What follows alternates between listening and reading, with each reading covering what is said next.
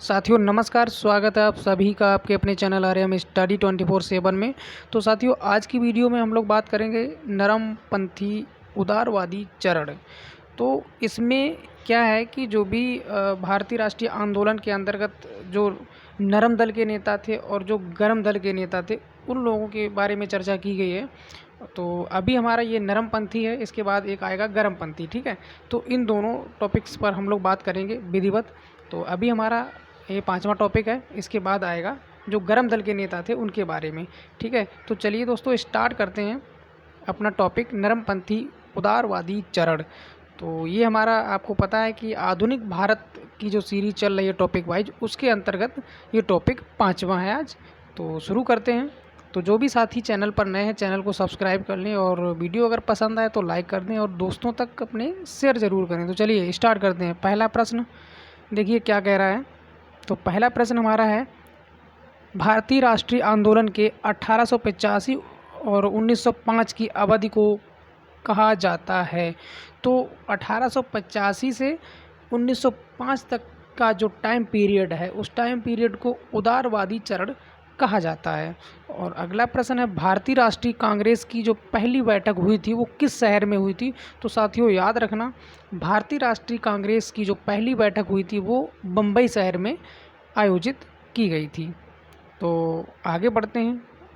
तो यहाँ पर काफ़ी महत्वपूर्ण जानकारी आपको मिलने वाली है। देखिए साथियों यहाँ पर एक और चीज़ बता दें, जो कांग्रेस की जो स्थापना हुई थी और कांग्रेस पार्टी का जिन्होंने गठन किया था वो थे हमारे A.O. ह्यूम। तो आगे उनकी चर्चा की जाएगी, फिलहाल हम लोग देखते हैं अगले प्रश्न को। तो इसमें हमारा है, कांग्रेसी नेताओं में से किसको भारत का महान वृद्ध व्यक्ति कहा जाता है। तो साथियों ये कहा जाता है दादा भाई नौरोजी को। आगे बढ़ते हैं आज के अगले प्रश्न की ओर। तो साथियों इसमें है, किस गवर्नर जनरल के कार्यकाल के दौरान भारतीय राष्ट्रीय कांग्रेस बनी थी। तो साथियों भारतीय राष्ट्रीय कांग्रेस बनी थी लॉर्ड डफरिन के कार्यकाल के दौरान। तो चलिए बढ़ते हैं आगे और देखते हैं बाकी के प्रश्नों को। अगला प्रश्न देखिए साथियों, इसमें क्या है, इसमें भारतीय विश्वविद्यालय अधिनियम 1904 किस वायसराय के काल में पारित किया गया था।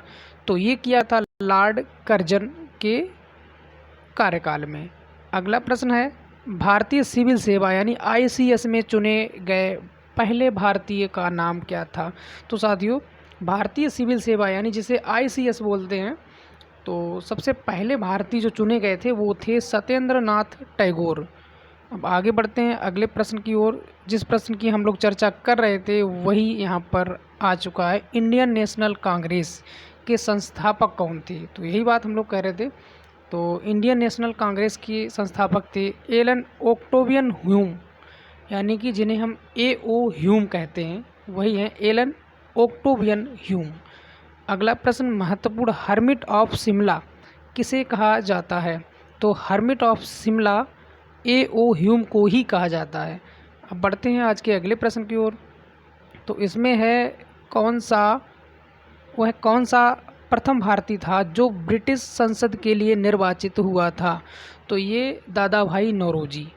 और अगला प्रश्न है, भारतीय राष्ट्रीय कांग्रेस का प्रथम अधिवेशन लगभग आखिरी समय पर पूना से बम्बई स्थानांतरित किया गया, क्यों किया गया। तो साथियों यहाँ पे रीजन दिया गया है, देखते हैं क्यों किया गया है। तो ये किया गया है क्योंकि पूना में, एक सेकेंड, ये किया गया था पूना में हैजा फैलने के कारण संयोजक कांग्रेस के प्रथम अधिवेशन का स्थान पूना से बम्बई बदलने पर विवश हुए थे, इस वजह से। तो मेन जो रीज़न था वो था कि पूना में हैजा की जो बीमारी थी वो फैल चुकी थी, तो इस वजह से जो है उनका कार्यक्रम जो है स्थानांतरित उनको करना पड़ा। तो जो है उनको बम्बई में जो है पूना से स्थानांतरित किया गया। आगे बढ़ते हैं अगले प्रश्न की ओर। तो इसमें है हमारा, a nation in the making नामक पुस्तक किसने लिखी। तो साथियों याद रखना, सुरेंद्र नाथ बनर्जी ने लिखी है ये पुस्तक। अगला प्रश्न है, भारतीय संघ के संस्थापक कौन थे। तो ये थे सुरेंद्र नाथ बनर्जी। चलिए आगे देखते हैं, काफ़ी महत्वपूर्ण प्रश्न यहाँ पर। और अगला महत्वपूर्ण प्रश्न ये है कि भारतीय राष्ट्रीय कांग्रेस के प्रथम मुस्लिम प्रेसिडेंट थे। तो साथियों याद रखना, भारतीय राष्ट्रीय कांग्रेस के जो प्रथम मुस्लिम प्रेसिडेंट थे वो थे बदरुद्दीन तैयब जी। अगला प्रश्न देखते हैं, ब्रिटिश हाउस ऑफ कॉमन्स का चुनाव जिस प्रथम भारतीय ने लड़ा थे, दादा भाई नौरोजी। बढ़ते हैं आगे।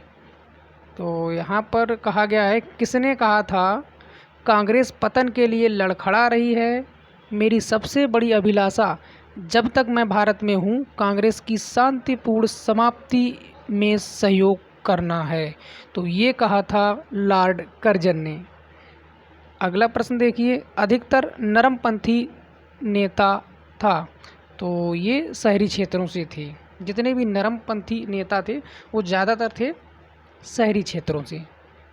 अगला प्रश्न देखिए महत्वपूर्ण, तो इसमें बंगाल विभाजन की बात की गई है। तो 1905 में हुआ था बंगाल विभाजन। तो 1905 में बंगाल विभाजन किस वायसराय ने किया था? तो साथियों याद रखना, बंगाल विभाजन 1905 में हुआ था और किया किसने था? लॉर्ड कर्जन ने। तो साथियों महत्वपूर्ण प्रश्न है, याद रखना, लॉर्ड कर्जन, बंगाल विभाजन 1905। तो अगला प्रश्न है, भारतीय राष्ट्रीय कांग्रेस की स्थापना की गई थी। तो साथियों ये भी महत्वपूर्ण प्रश्न है, भारतीय राष्ट्रीय कांग्रेस की स्थापना की गई थी 1885 ईस्वी में, और किसने की थी? तो यही हैं A.O. ह्यूम, जिनकी चर्चा ऊपर हम लोग कर चुके हैं, A.O. ह्यूम। आगे बढ़ते हैं अगले प्रश्न की ओर। इसमें है हमारा, किसने इंडियन नेशनल कांग्रेस की नरम दलीय राजनीति की व्यवस्थित आलोचना न्यू लैंप्स फॉर ओल्ड शीर्षक लेखों की श्रृंखला में की? तो ये थे अरविंद घोष। और अगला महत्वपूर्ण प्रश्न है, मद्रास महाजन सभा की स्थापना की गई। तो ये की गई थी 1884 में, और इसके बाद 1885 में इंडियन नेशनल कांग्रेस की स्थापना हुई थी। आगे बढ़ते हैं अगले प्रश्न की ओर। तो इसमें है हमारा, भारतीय राष्ट्रीय कांग्रेस के 1905 के बनारस अधिवेशन के अध्यक्ष कौन थे? तो बनारस में जो अधिवेशन हुआ था भारतीय राष्ट्रीय कांग्रेस का 1905 में, तो उसके जो अध्यक्ष थे वो थे गोपाल कृष्ण गोखले। अगला प्रश्न है, भारतीय राष्ट्रीय कांग्रेस के पहले अध्यक्ष कौन थे? तो भारतीय राष्ट्रीय कांग्रेस के जो पहले अध्यक्ष थे वो थे WC बनर्जी। आगे बढ़ते हैं अगले प्रश्न की ओर। तो इसमें है, दादा भाई नौरोजी ने 1866 ईस्वी में ईस्ट इंडिया एसोसिएशन की स्थापना कहाँ की थी? तो साथियों ईस्ट इंडिया एसोसिएशन की स्थापना जो कि 1866 में दादा भाई नौरोजी ने की थी, तो कहाँ की थी? ये लंदन में की थी। आगे बढ़ते हैं अगले प्रश्न की ओर। भारतीय नेताओं में से किसे ब्रिटिश द्वारा इंडियन सिविल सर्विसेज से बर्खास्त किया गया था? तो ये थे सुरेंद्र नाथ बनर्जी, जो कि पहले भारतीय ICS हुए थे। आगे बढ़ते हैं अगले प्रश्न की ओर। तो इसमें है, भारतीय राष्ट्रीय कांग्रेस के प्रथम सत्र की बैठक में कितने प्रतिनिधियों ने भाग लिया था? तो प्रथम बैठक में 72 प्रतिनिधियों ने भाग लिया था भारतीय राष्ट्रीय कांग्रेस के प्रथम सत्र की बैठक में। और अगला प्रश्न है, ब्रिटिश साम्राज्य के अंतर्गत स्वशासन की मांग सबसे पहले किसने और कब की थी? तो ये की थी दादा भाई नौरोजी ने 1904 ईस्वी में। आगे बढ़ते हैं अगले प्रश्न की ओर। इसमें है हमारा, एक सेकेंड, हाँ, उदारवादियों का सबसे प्रमुख योगदान था। तो ये था ब्रिटिश शोषण नीति की ओर जनता का ध्यान खींचना। माफ़ी चाहूँगा। चलिए एक बार फिर से प्रश्न को पढ़े देता हूँ। उदारवादियों का सबसे प्रमुख योगदान था, तो ये था ब्रिटिश शोषण नीति की ओर जनता का ध्यान खींचना। ठीक है, और आगे बढ़ते हैं। कांग्रेस के नरम दल के नेताओं की आंदोलन की पद्धति क्या थी? तो वो पद्धति थी राजा रामबद्ध आंदोलन। ठीक है, आगे बढ़ते हैं अगले प्रश्न की ओर। तो यहाँ पर काफ़ी महत्वपूर्ण प्रश्नों की चर्चा हम लोग कर रहे हैं, तो कुछ ही प्रश्न इसमें और बचे हुए हैं, इसके बाद अगला टॉपिक आएगा। तो चलिए अंतिम 2 प्रश्न बचे हुए हैं, इनको भी आज समाप्त करते हैं इस वीडियो में। तो किसने कहा था हमें मर्दों की तरह खुलकर रहना चाहिए कि हम अपनी मज्जा तक राजभक्त हैं, हमें अंग्रेजी राज से हुए फ़ायदों का ज्ञान है। तो ये कहा था दादा भाई नौरोजी ने। और आज का जो अंतिम प्रश्न है, किसने कहा था भारतवर्ष तलवार के बल पर जीता गया था और तलवार के बल पर ही उसे ब्रितानी कब्जे में रखा जाएगा? तो ये कहा था एल्गिन ने। तो यहाँ पर हमारा जो गर्मपंथी चरण के जो प्रश्न थे महत्वपूर्ण, उनकी चर्चा की, सारे प्रश्नों को हमने कवर किया। और अगला जो हमारा टॉपिक आएगा वो आएगा गर्मपंथी चरण, ठीक है। तो इसे हम अगले वीडियो में और अगले दिन जो है कवर करेंगे। तो साथियों, उम्मीद करते हैं वीडियो आपको पसंद आई होगी।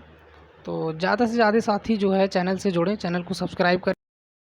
तो चलिए फिर मिलते हैं कल अगले वीडियो में, तब तक के लिए दीजिए इजाज़त। नमस्कार, जय हिंद, जय भारत।